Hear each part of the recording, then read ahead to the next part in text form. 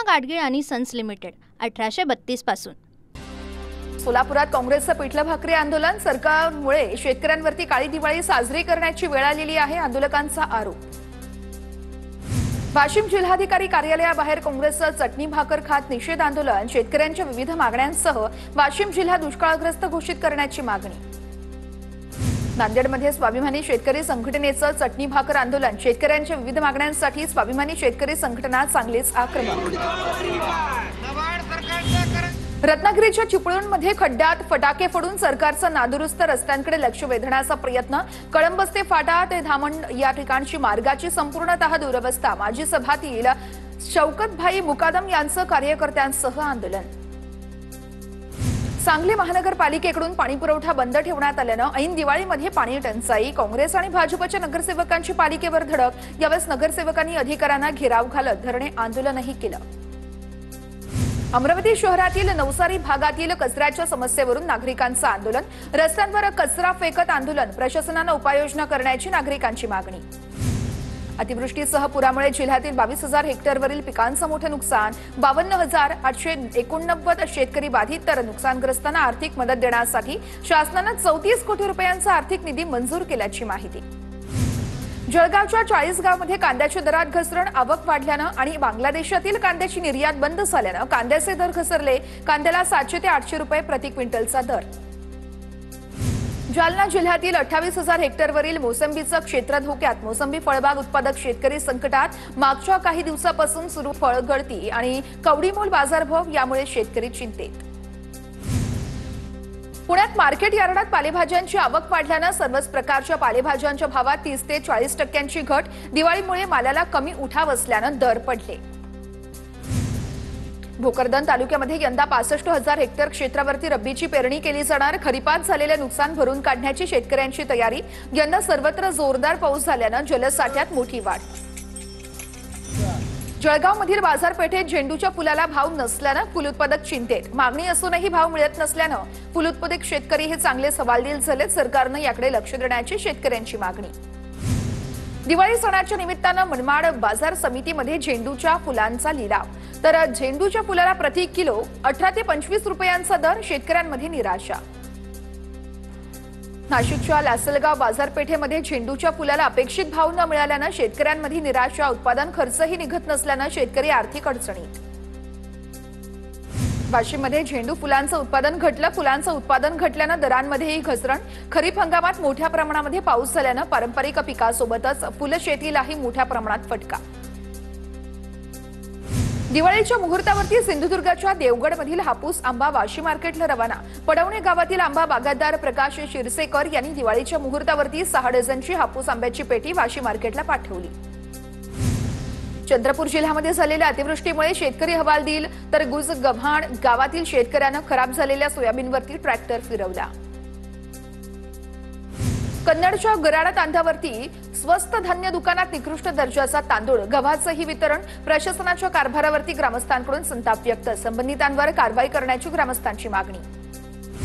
चिखलबीड गावामध्ये स्वस्त धान्य दुकानातील तांदळात अळ्या तसेच किडे आणि धूळही असल्याचं समोर, संतप्त नागरिकांनी तांदूळ तहसीलदारांच्या टेबलावरच आणून ठेवला, तहसीलदारांकडून निकृष्ट धान्य तात्काळ बदलण्याच्याही सूचना।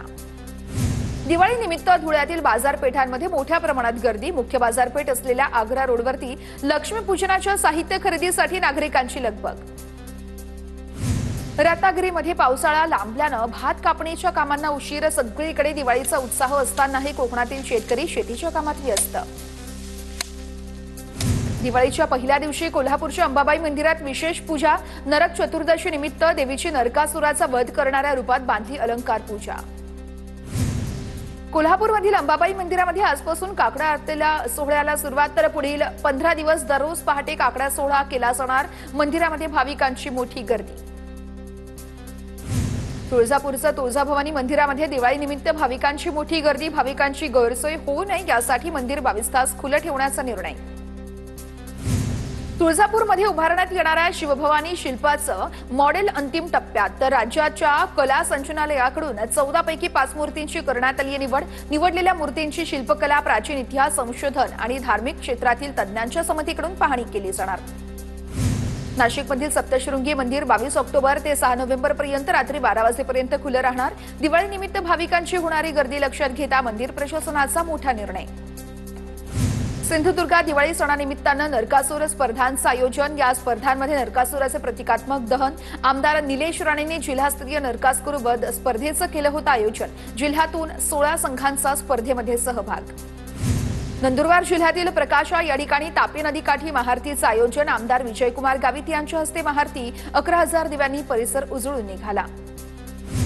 मनसरमधील 5 महिलांनी दिवाळी फराळाच्या माध्यमातून 500 महिलांना रोजगार उपलब्ध करून दिला, त्यामुळे ग्रामीण महिलांच्या चेहऱ्यावर समाधान दिसतंय। नांदेडच्या शाही तख्त स्नानानं सचखंड गुरुद्वारमध्ये दिवाळी सणाला सुरुवात। देशविदेशातून शीख भाविक नांदेडमध्ये दाखल। जळगावच्या सराफा बाजारामध्ये गेल्या 2 दिवसांपासून सोने चांदीचे दर स्थिर। सोन्याचे दर जीएसटी सह प्रतितोळा 1,31,000 रुपयांवर, तर चांदी प्रति किलो 1,71,000 रुपयांवर पोहोचली। सिंधुदुर्ग एसटी विभागाला नवीन लालपरी बसेस प्राप्त। सिंधुदुर्गसाठी 55 बसेस यापूर्वी प्राप्त। लांब पल्ल्याच्या फेऱ्यांसाठी नवीन एसटी बस वापरल्या जाणार। बीडच्या परळीमध्ये नैसर्गिक शेती अभियानांतर्गत बांबू लागवड आणि फळ प्रक्रिया कार्यक्रमांचं आयोजन। तर कृषी मूल्य आयोगाचे अध्यक्ष पाशा पटेल यांचं शेतकऱ्यांना मार्गदर्शन। जेजुरीच्या खंडेरायाच्या गडावर खंडोबा देवाचा छबिना पुजारी सेवेकरी वर्गाकडून काढण्यात आला। मंदिरामध्ये नित्य वारकरी मानकरी पुजारी सेवेकरांकडून फुलांची सजावट। धुळे आणि साक्री तालुक्यामध्ये अतिवृष्टीमुळे शेतकऱ्यांच्या शेती पिकांचं मोठं नुकसान। शासनाकडून 16,357 शेतांना 10,22,97,000 रुपयांचं अनुदान प्राप्त। दिवाळीपूर्वी अनुदान प्राप्त झाल्याने शेतकऱ्यांमध्ये समाधानाचं वातावरण। धुळे जिल्ह्यातील जल प्रकल्पांमध्ये 92% जलसाठा, 12 मध्यम प्रकल्पांमध्ये 94%, तर 45 लघु प्रकल्पांमध्ये 88% जलसाठा। शेवटच्या महिन्यात झालेल्या पावसामुळे जिल्ह्यातील सर्व प्रकल्प 100% भरले। पुणे शहरासह जिल्ह्यातील कमाल तापमानात घट, मात्र वातावरणात दिवसभर उकाडा आणि रात्री गारवा जाणवत असल्याचं चित्र। पुढील 2 दिवस घाटमाथ्यावरती तुरळक ठिकाणी पावसाच्या सरींचा अंदाज। रस्त्याच्या दुरवस्थेमुळे रात्रीच्या वेळेस रिक्षा टेम्पो पलटी। पुण्याच्या भोरमध्ये नसरापूर जवळील शिवगंगा नदीवरील पुलाजवळ अपघात झाला। वारंवार मागणी करूनही रस्ता दुरुस्त होत नसल्यानं सार्वजनिक बांधकाम विभागाच्या कामावर नाराजी। पुण्याच्या मावळ तालुक्यातील तळेगाव दाभाडे नगर परिषदेच्या प्रशासकीय इमारतीचं उपमुख्यमंत्री अजित पवारांच्या हस्ते उद्घाटन। पंकजा मुंडे, मुरलीधर मोहोळ यांच्या उपस्थितीमध्ये उद्घाटन संपन्न। दिवाळी सणाच्या पार्श्वभूमीवर भंडाऱ्यातील खांब तलाव या ठिकाणी दीपोत्सवाचं आयोजन। आमदार नरेंद्र भोंडेकरांच्या पुढाकारातून 51,000 दिव्यांची आरास। या दीपोत्सवाला 100 पेक्षा अधिक मंदिरांचे पदाधिकारी सहभागी। भंडाऱ्याच्या लाखणीमध्ये विद्यार्थ्यांनी दिला पर्यावरणपूरक दिवाळी साजरी करण्याचा संदेश। ग्रीन फ्रेंड्स नेचर क्लबचा अनोखा उपक्रम। राज्यात लवकरच 1,700 पदांसाठी तलाठी भरती केली जाणार। पदभरती संदर्भात शासनाकडून प्रक्रिया सुरू करण्यात आल्याची मंत्री बावनकुळेंची माहिती। गोंदियामध्ये माजी वित्तमंत्री महादेवराव शिवनकर यांचं वृद्धापकाळानं निधन। मनोहर जोशी मुख्यमंत्री असताना शिवनकर यांनी सांभाळला होता जलसंपदा आणि वित्तमंत्री पदाचा कामकाज। जनसंघापासून राजकारणात होते कार्यरत। धनंजय मुंडेंचे रेल्वे मंत्री अश्विनी वैष्णव यांना पत्र। परळी ते मुंबई अमृत भारत लातूर एक्सप्रेस सेवा सुरू करण्याची पत्रातून मागणी। नागरिक आणि भाविकांच्या सोयीसाठी परळीमधून रेल्वे सेवा सुरू करण्याची मागणी। नाशिक पालिका प्रशासनाकडून बॅनरमुक्त शहर करण्याची मोहिमेअंतर्गत पालिका प्रशासनाने अनधिकृत बॅनर्स काढले, त्यामुळे प्रत्येक वर्षी दिवाळीला दिसणारे राजकीय बॅनर यंदा मात्र गायब झाल्याचं चित्र। मित्रासोबत झाडाखाली गप्पा मारत बसलेल्या तरुणीवरती तिघांचा सामूहिक अत्याचार। परभणीच्या जिंतूर तालुक्यातील भोगाव देवी संस्थान इटोली या ठिकाणची धक्कादायक घटना। या घटनेमध्ये एकूण 6 आरोपी असून अन्य तिघांनी तरुणीच्या मित्राला पकडून इतर तिघांचा तरुणीवरती अत्याचार। आरोपींनी अत्याचाराचा व्हिडिओ काढल्याचीही माहिती समोर। छत्रपती संभाजीनगरमधील शुभम परदेशी हत्या प्रकरणात आरोपींची संपत्ती जप्त करण्याची मागणी। नागदमध्ये ग्रामस्थांकडून मूक मोर्चा। हत्या प्रकरणातील 7 आरोपींपैकी एक आरोपी अजूनही फरार। रत्नागिरीच्या गुहागर चिपळूण मार्गावरती मासळीची वाहतूक करणाऱ्या गाडीचा अपघात। टेम्पोचा क्लीनर किरकोळ जखमी। अपघातानंतर रस्त्यावरती मच्छीचा खच, सर्व मच्छींचं नुकसान।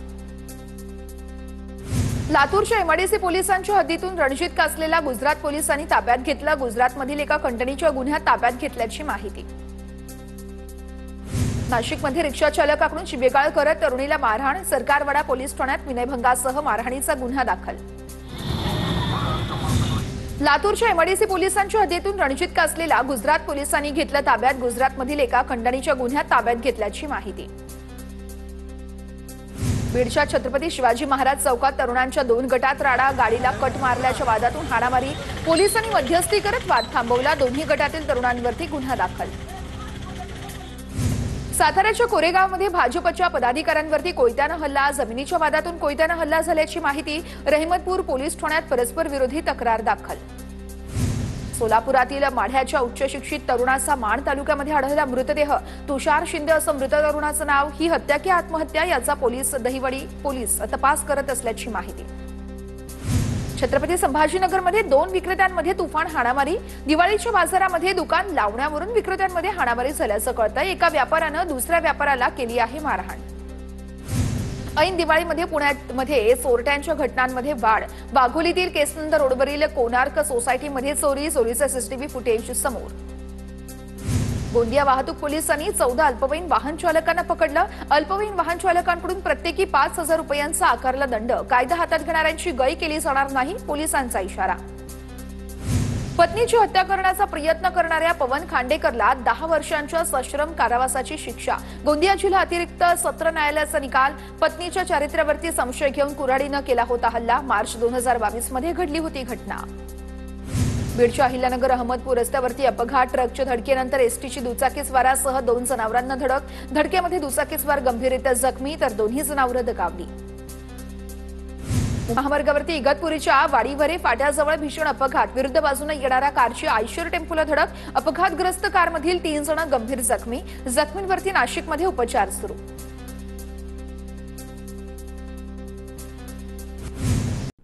पूना गाडगीळ आणि सन्स लिमिटेड 1832 पासून